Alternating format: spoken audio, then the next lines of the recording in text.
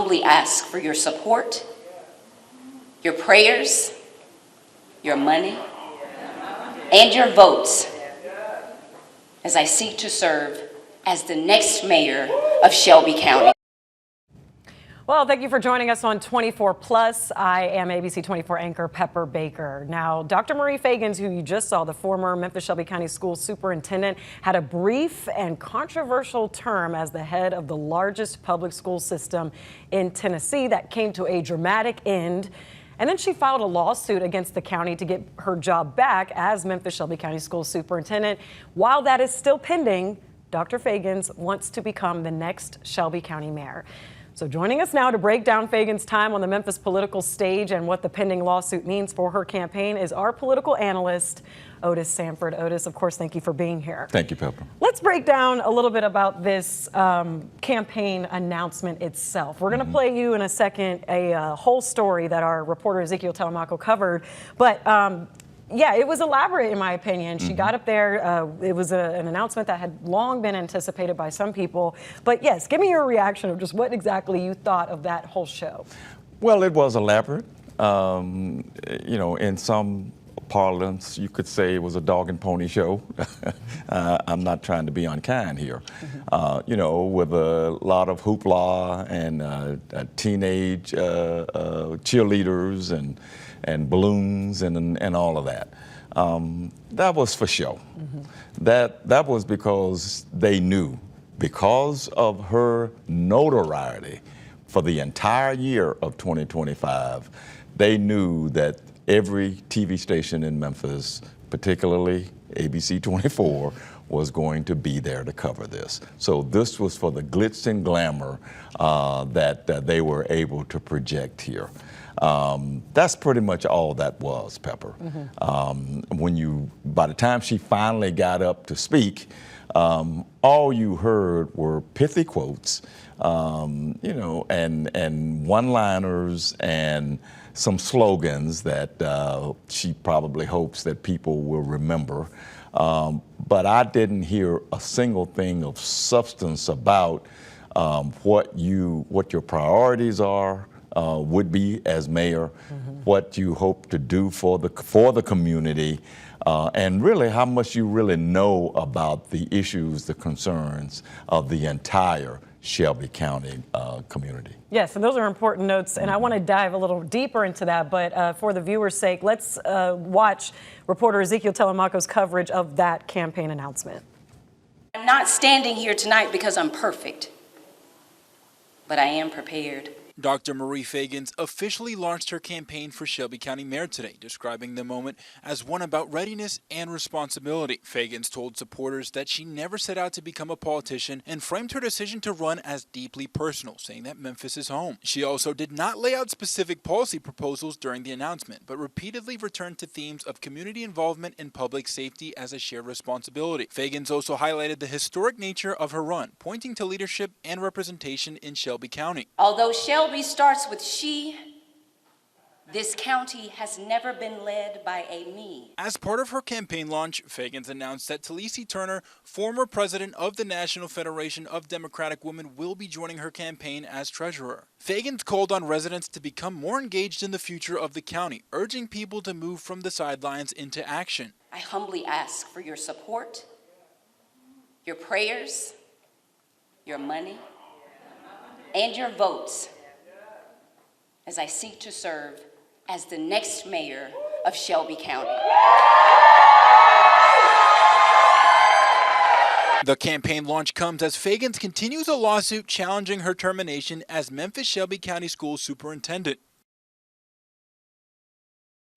So now that you have a little bit of that background of the exact campaign event, Otis, we talked about the one-liners, the punchy little lines she had that really got the crowd going, I will say, and that crowd was about 80 to 100 people that attended. But next is now, Affordable Happy Homes was one, the onus is on us, Shelby County starts with she, there's never been a me, literacy to life pathway. So we talk about policies, and Ezekiel Telemaco there also said that there wasn't a ton of in-depth talk or discussion about her policies if she becomes county mayor. Right. But pre-K to paycheck, literacy to life pathway, onus is on us to create safer neighborhoods. She's generally talking about the education, at least, and public safety, which we know is an issue that other candidates have spoken about in the mayor's race. So, what do you have to say a little bit more about the one-liners, the punchy topics or lines, and her delivery on her speech, and how she's able to really get the crowd going? Well, in terms of delivery, I mean, you can't knock her for that. I mean, she knows how to speak. She knows how to stand before an audience and say what she needs to say. And even some of the one-liners, if she is prepared to put some meat on those bones, could work, particularly the pre-K, what did you say, pre-K to paycheck? Mm-hmm. Well, okay, if you're advocating that we invest heavily into early childhood education, ramp that up, get as many young people in Shelby County prepared to go be prepared for school, over-prepared, if you will, and that is the formula to lead to good-paying jobs later on, well, then talk about that during the campaign. But there were just some of the one-liners that were probably predictable, but she just can't rely on it. Yeah, Shelby starts with SHE. We understand that. But you got to come with more than that, especially when some she's in this community are not supporting her. And she needs to realize that. I hope she understands that. She said that I'm not perfect, but I am prepared. Well, are you really prepared to be the mayor of Shelby County? You lived here less than 2 years. Much of that time has been full of controversy. You're suing the county government, de facto county government, even though you're suing the county commission, I believe. But that's county government. I mean, you're suing the school board, district, yeah. But that's a county entity. Right. They get their money from Shelby County taxpayers. So you're suing taxpayers that you want to be the mayor of. So she's going to have to negotiate that. But the number one thing, and we may talk about it a little bit later, is she has never been accessible to any great degree with the news media. And you can't run a race for Shelby County mayor and not be accessible to the media. You showed a video in the piece that Ezekiel did of her walking out of the building. Well, she did that without taking a single question that I know of from any of the reporters there. And if you're going to run for elected office, we're talking about public trust here, to run for elected office, and you're not going to spend any time at your announcement talking to anybody from the media and answering any questions, you're getting off on the wrong foot from the beginning. Yeah, is this a mayor's race or is this the Miss America pageant? Absolutely. Absolutely. Seems like all of those, videos of her walking by, we have ample amount of those, but not enough sound bites from interviews. I would agree with that. Let's back it up a lot to unpack there. The lawsuit is extremely important here. Yeah. This is arguably why we are doing so much coverage of Dr. Marie Feagins, is because I ask you this often on our political commentary show, the ethics behind suing this Memphis Shelby County School District or the board while also trying to run for county mayor. And that case is still pending in circuit court, and the next appearance is in February. Right. So how is there's no clause here or any type of city ordinance or county ordinance that would stop somebody from getting to run for an office position at the county level while you're also suing, like you said, a governing body that reports to that same position? No, I mean, there's no law against it. There's no rule against it. But think about the public perception of it. Right. That's the problem here. Now, if she were really serious about running for county mayor, and if she were really serious about winning the office, Pepper, she would come out Monday and announce, I'm dropping the lawsuit. I am not going to be involved in a lawsuit. I'm not going to demand my superintendent job back because my singular focus right now is being the county mayor.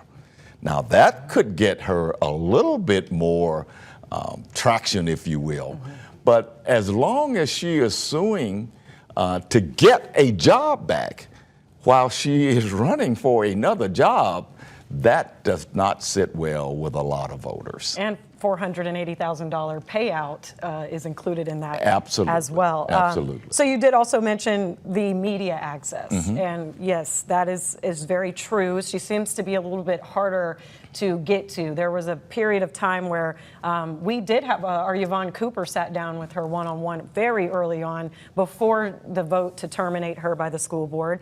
But ever since then, it's been like pulling teeth to try to even get a statement from her comms team. So there was a point where she didn't allow professional media in a meeting and only student journalists. And then after that, Right. it was videos that she would put out on her own accord. Right. It's giving a little bit like she's trying to control the narrative, as any politician likes to. But I have personally sat down with every Shelby County mayoral candidate, aside from Rusty Qualls, which we have scheduled for January. And I can't seem to get my hands on a confirmation from Dr. Marie Feagins, but every other one came in the studio and sat with me here, one-on-one. How, maybe there was a way to get away with that a little bit as superintendent and behind the school district and district policies, but as county mayor, tell me more about what you think about how forward-facing and ability to be available to media, how important that's going to be. Oh, it's going to be crucial. It's going to be critical here. You cannot stonewall this local media if you are running for county mayor. You really shouldn't have been able to do it while you were the superintendent. You're the ones in charge. So you needed to be more accessible than you were. And it was a shameful thing that she was never really accessible. I remember one time your predecessor on our weekend show, and I had made an arrangement for her to come in and do a first segment of the show. And I think the county mayor was trying to facilitate that, and she backed out on that. She just has no interest in doing that. You cannot run for county mayor if you plan to do that. And you mentioned the other candidates here, and I know they're probably annoyed by the attention here. This is rightful attention. I mean, again, she's been in the news all year long. But all of these other candidates that we see here on the screen, we're talking about J.B. Smiley and Mikhail Lowry and Heidi Kuhn and Harold Collins and then we have Melvin Burgess. All of these people have been in Memphis and Shelby County, I would say most, if not all, of their lives. They have been accessible to the news media. I have had a conversation with all of them at some point over the last several years, except for maybe Mr. Qualls, and he's kind of new to this. But you have to be accessible to the media, and they have a record to run on in terms of the other positions that they have held. Most of them have held elected office, if not all of them have held elected office. Harold Collins was a city council member, and now he's the CAO over in the county.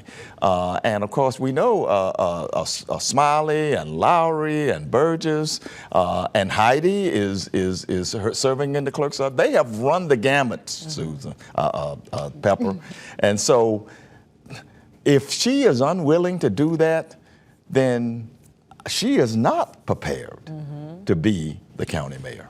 And I think that language is going to be very important. People I've spoken with who are business owners here or have, various relations with the district or the county government have said, she's run schools, sure. She has experience in school districts and administration there, but how does that relay into running a county? And Shelby County at that. So, it's going to be a lot of, vetting and that sort. Like, people are going to want to hear more details on those policies and the issues at hand, and how ingrained are you in Shelby County's issues to understand what works and what doesn't moving forward as the other candidates do. So, No question. you know, let's talk about the other candidates. We saw a montage video there. City Councilman J.B. Smiley, County Commissioner Mikkel Lowry. Just want to give them all their appropriate titles, of course. Criminal Court Clerk Heidi Kuhn and Chief Administrative Officer Harold Collins. You have Property Assessor, County Tax Assessor Melvin Burgess, and then businessman Rusty Qualls. It's a lot. It's a packed race here. It is. So, you know, how does this maybe even factor into some of the other candidates' campaigns? Now, we know J.B. Smiley Jr. and Mikkel Lowry seem to have the money, Right. you know, right now. Right. So, you know, how is Feagins going to ramp up her fundraising? I mean, does she stand a chance in your opinion? Well, in terms of the fundraising, she's got a tough job there. There's only so much money to go around in Shelby County, especially in a primary. I think people are probably going to be waiting to see who comes out of the primary and maybe contribute to the winner in the August county general election. So I just think that she starts from way behind here. Unless she has some donors that we don't know about, then she's got to do a big catch-up here. But again, to go back to the other candidates, we know who these people are. They have been in public life for a long time. They have a record that you can examine.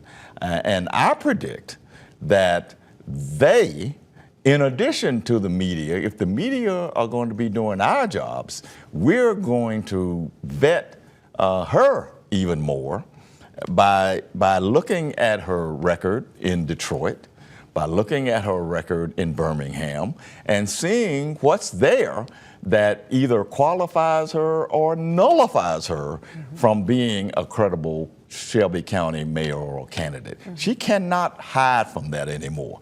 You're running in a political arena here where you didn't necessarily have to do a lot of politicking as the superintendent. You had to do some because you had to deal with a school board.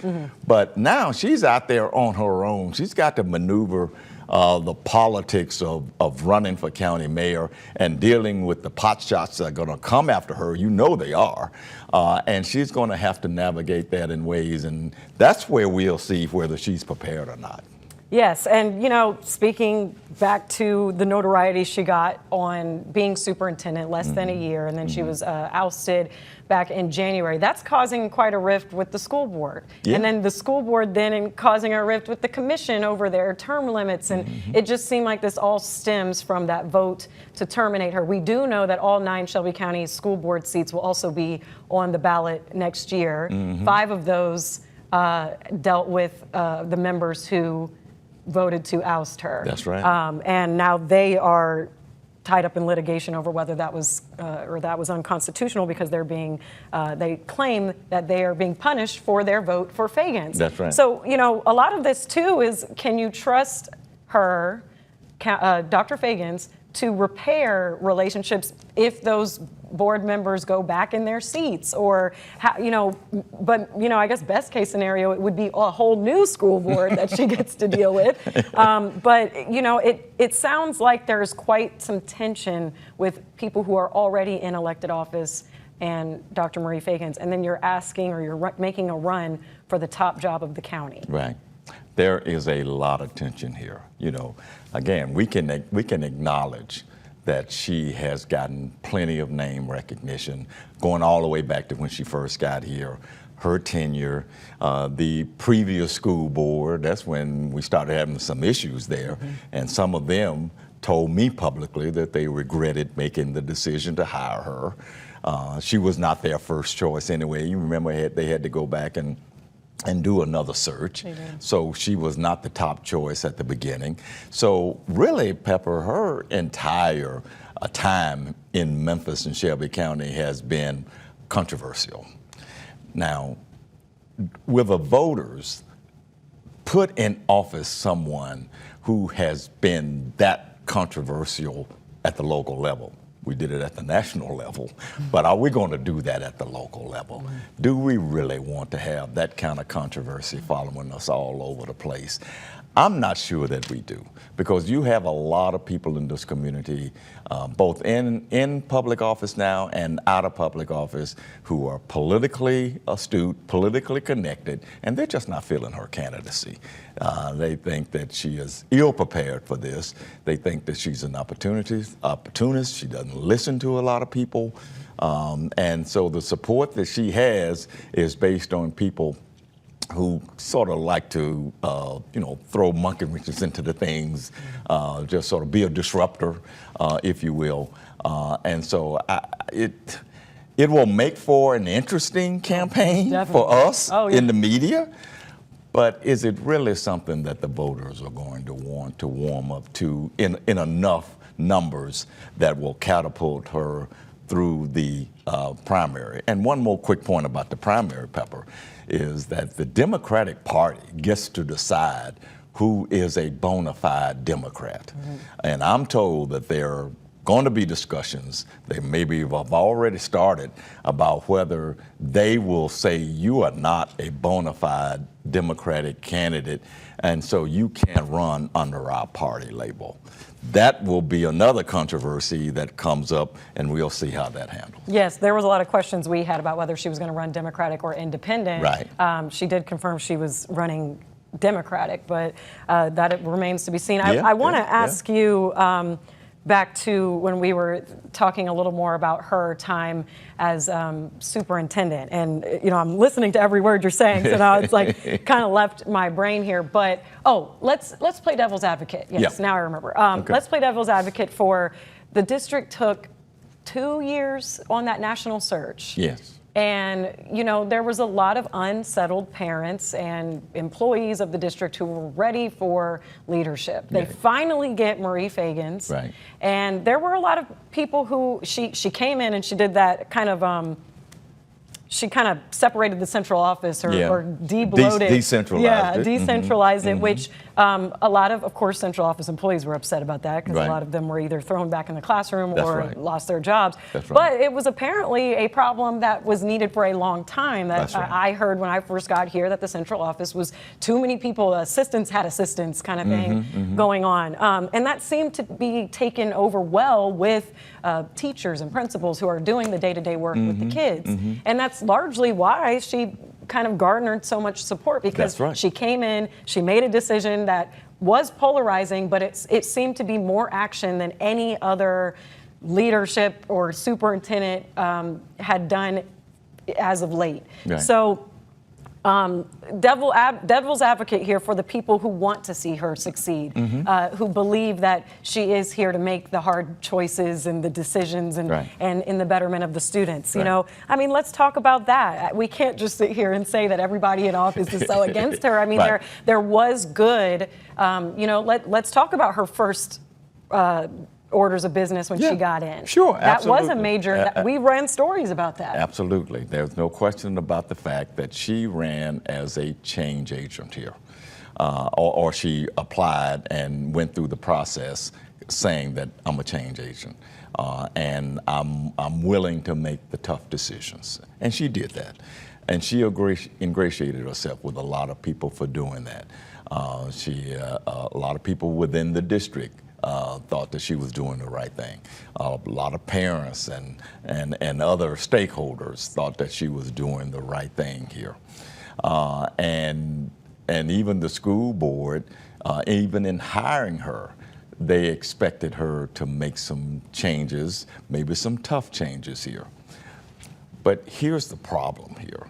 And I've been in management positions in my journalism career. There's a way to go about anything that you have to do. And in a role like that, you have to be a little bit more methodical about how you make those kinds of changes that she did make. She came in, honestly, slashing and burning. And while that may play well with some folks, you're dealing with people's lives here. You are. And so you have to be a little careful about how you go about doing that. Plus, even if you're determined to make the decisions that you want to make, you still need to listen to people who have been there, people who have served in that role as superintendent, and maybe take some advice from people even as you go through with those changes, so that people don't feel like you are an outsider coming in and just disrupting everybody's lives.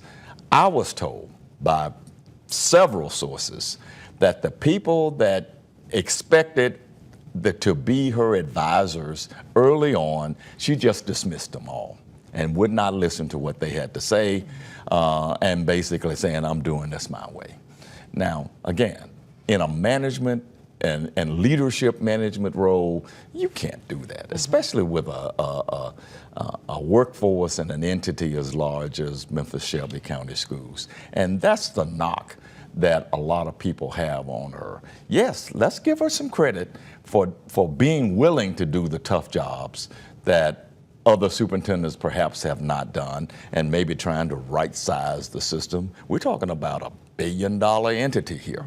And so, yes, let's give her some credit for that. But again, let's not disrupt and ruin people's lives without some kind of methodical way of going about it that does the least amount of harm. And to your point, I was an education reporter in a small county, Bibb County in Georgia, when I first started out, and I covered a switch in superintendent leadership. And it was the previous person was money got funny. And so the new superintendent, the first thing he said when he got in was, I'm going to be a sponge.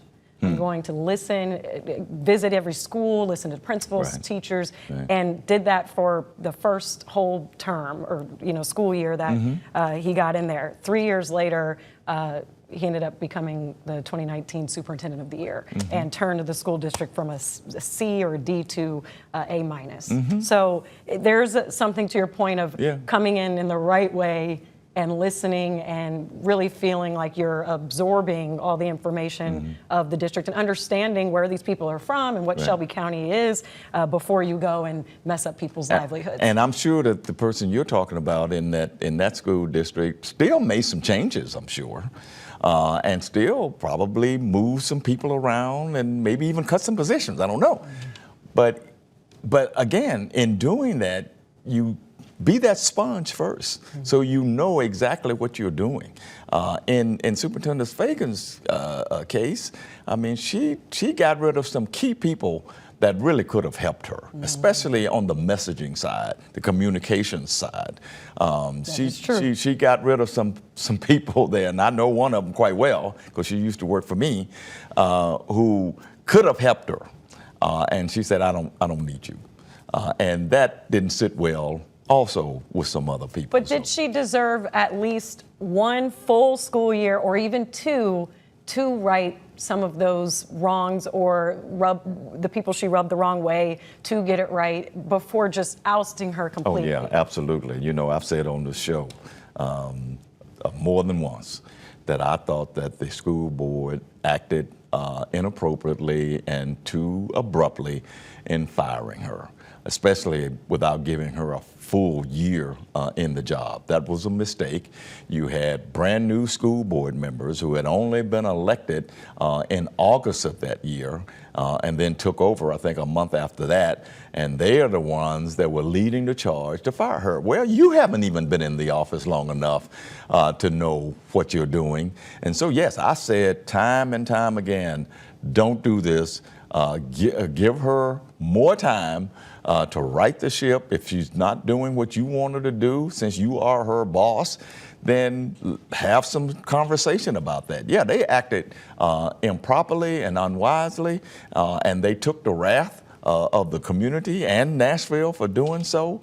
But none of that absolves her from how she handled herself in the office, coming out of the gate with the decisions that she made. Well, I think the school board thought that they were, we'll oust her, and then, what you done with it? And no, she made it. She's rearing her head again. As we put a bow on this special, and again, thank you for watching, and Otis, you being here, of course, Things that we need to see in this campaign moving forward, now that she has officially declared her run, I'd want to know her stance of having an active lawsuit against the school district or the board while also running for county mayor. Right. And I want to know her policies. Absolutely. What do you want to see, or what should viewers keep an eye on as this unfolds? Again, let's talk about the policies, because again, if she's got some political savvy about her, she'll drop the lawsuit if she really wants to run for county mayor. But I want to see some more specific policy details. I want to know your positions on Regional 1. I want to know your position on the schools, especially the new schools that are planned for, I think it was Fraser and maybe Cordova. I want to know your position on the jail. I want to know how you see, as opposed to the current Shelby County mayor, how the jail should even be run. The relationship that you intend to have with the next county sheriff, because there's going to be a new one there. I want to know what your priorities are that you're going to take to the state legislature for the benefit of all Shelby Countyans. I want to know how you feel about fire services within the county. We have some de-annexed areas. I live in one that was de-annexed out of Memphis, and now we're county residents, and we rely on county government now for a lot of our public safety. How are you going to address those issues? What are you going to do in terms of forging a relationship with the city and all the other suburban municipalities? There are just a plethora of things here, Pepper, that she has to talk policy-wise about that I haven't heard any inkling that she's willing to do that. And then finally, you've got to sit down with the media, and you've got to let them ask you any and all questions and share your vision for how you see this county going forward if you are the mayor. And I'll add one thing, because the one thing that she does have experience in, education, which has become so controversial for her stance here. How do you right, I don't want to say the wrongs, because she may not feel like she did I don't think she does. But how do you make the relationship with the school board and the superintendent, how do you repair that if you're county mayor, given your background and how you, were ousted essentially by those board members? Absolutely. So, and for the betterment of the children, though. Yeah. How do you get an entire district behind you after what happened? Right. That and your relationship with the Shelby County Commission. There are going to be several new commissioners as well. And that's you have to work with them even closer than any of the others. How are you going to, what are your priorities that you're going to take with them? How are you going to handle the county's legal operation? I mean, there are just so many questions that she has to answer. A campaign will help her do that, because I'm really looking forward the first time that there is another forum or debate, however you want to describe it. I want to see her up there with these other candidates and see how she performs vis-a-vis Heidi Kuhn and J.B. Smiley and we need to call their names again, Collins and Burgess and Qualls.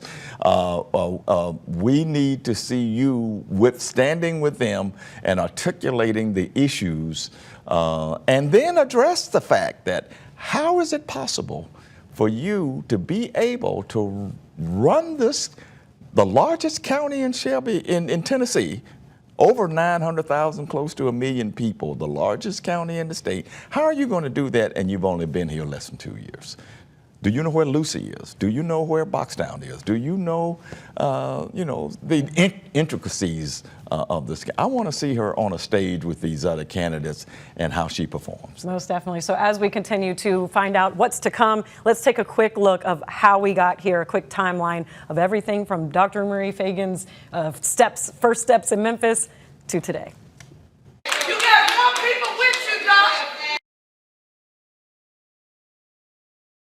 Memphis Shelby County School Superintendent, Dr. Marie Feagins, a journey that has taken another major turn. Dr. Feagins' rise in MSCS started in March 2024.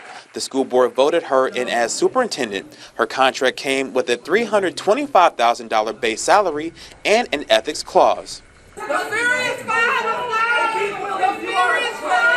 But less than a year later, everything changed. On January 21st, 2025, the board voted to terminate Feagins from her position, a stunning move that caused a ripple effect throughout the state. While she had support, she also had some detractors in terms of people who said that she was not willing to listen to anyone and she was going her own way. On February 3rd, Feagins filed a lawsuit accusing the school board of violating the Tennessee Opens Meetings Act and conspiring behind closed doors to oust her. Then in June, Feagins extended her court filings, claiming she's owed a lump sum payout of more than $480,000 based on contract guarantees. After her court hearing in July, a judge on August 11th denied Feagins' request for a preliminary injunction that, if granted, would have reinstated her as superintendent. The case is still moving forward in Shelby County Circuit Court. She has said in court that she wants her job back as superintendent. But if you want your job back, then why are you pursuing the Shelby County mayor? Being in litigation, albeit the litigation is directly with the Memphis Shelby County schools, the Memphis Shelby County schools are connected with Shelby County government. This all leads up to her new chapter. On November 18th, Feagins took her first formal step running for Shelby County mayor. Sanford claims Feagins' campaign will be interesting, including being available for media and answering long-awaited questions. That's what a campaign will do. It will ferret out a lot of the issues that either she is strong on or is weak on. Feagins now joins 5 other candidates representing the Democratic Party. No Republicans are running at this time, which could present a problem. The party has rules about who's qualified to run as a Democrat, and some of the rules have to do with, participating in county primaries over the last 3 to 5 years. And of course, she just got to Memphis in February of 2024. Feagins entering the race creates a lot of buzz on social media. Aditi Clark says Team Feagins. Renee Jones-Tyler says, got my vote. While Patricia Rogers says Chief Deputy Harold Collins, who is a candidate for Shelby County Mayor, has more experience than other candidates in the Shelby County race. The first day for candidates to pick up petitions is December 22nd, and the qualifying deadline is in mid-February. Desmond Nugent, ABC24 News. And businessman Rusty Qualls is also a Democratic candidate as well. So Otis, thank you, and thank you for all of those important perspectives and notes. And hopefully we do finally get to sit down with her. We would love to have her on ABC24 this week. Absolutely, we would. But we'll have to see. But thank you for being here. Thank you. Thank you for watching this special edition of ABC24 and 24+. Continue with us and watch free now on the 24 Plus app everywhere you stream.